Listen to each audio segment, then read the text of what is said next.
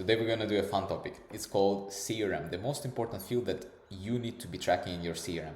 And I was debating, should we do it? CRM is probably not super interesting topic, but yes, we should. That's super important. And I don't know if this video will do well. If it doesn't do well and you're listening to this, you are in luck, my friend. Because today what we're gonna cover is something that helped me just to generate more pipeline, be more effective in what am I doing.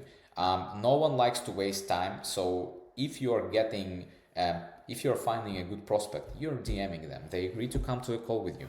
You go to a call with them. Then you have a great call. But then if you're stuck in limbo after the first call, you don't know what to do. This is because you're not doing this field in the CRM that I want to tell you about. The field is called next step. You need to go in whatever CRM you're doing. If you're using Enrich, you will have it natively. If you're using HubSpot, you create it for yourself. If you are using Google Sheet or Notion, do it on your own. Create a text field, call it next step. And then every day you need to be looking at the pipeline that you're generating and the calls that you're having. And then you need to be writing down the next step that you need to do and the date when you need to do this. So it should look something like this. For example, 4th of April, second call. 31st of March, send follow-up and then disqualify. 27th of March, bail, like a ball. It should be ball on their legal side, follow-up after 2 days if no reply. The main idea is that it's like you're putting your hands on pulse and checking it every time with every deal, what should be happening. Because you're stuck in limbo after your first call because you don't set the next steps. And there is always should be next steps at the end of the call, or you say no to a prospect. Yes, guys, if you're salespeople, if you're BD people, it's your right. And if you start doing that, you will see your sales skyrocket. If somebody comes to you and you see that it's not a fit, you say, okay, Mr. Prospect, goodbye, it's not a fit. And you don't waste your time there. It's a very important concept. If in your world, only buyer can tell you no, then you are very needy, you're in a weak position. You need to be always in the position to say no to a prospect. So that's important.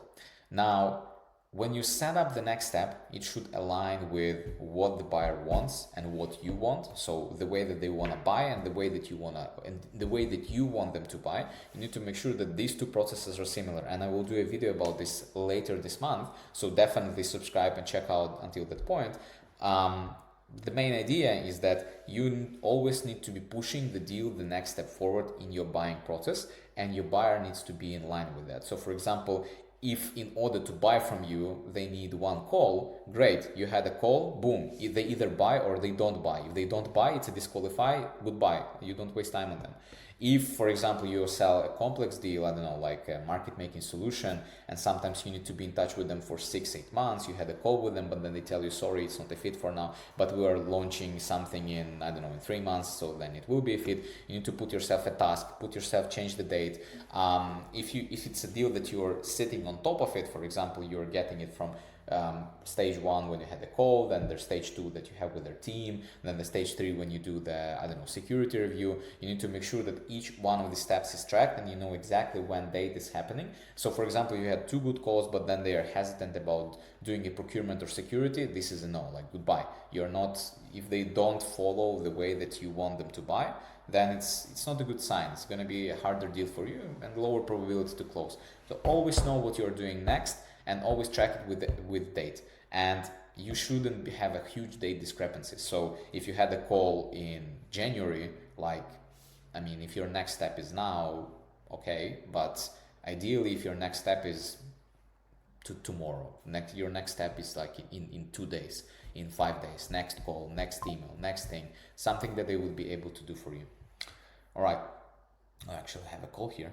So I'm gonna pause the recording and speak soon with you guys.